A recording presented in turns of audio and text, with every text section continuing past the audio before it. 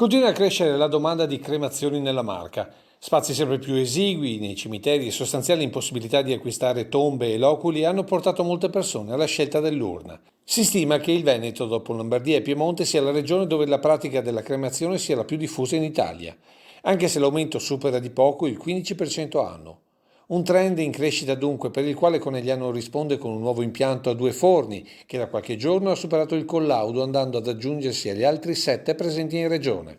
Un'opera da 3 milioni e 100 mila euro che è stata realizzata in tempi record, inizi i lavori il 7 dicembre 2018 e opera già consegnata. Una struttura che servirà tutta la Marca ma anche il Friuli con Sacile e Pordenone. Per questo si sono previsti due forni che stanno già cremando a ciclo continuo.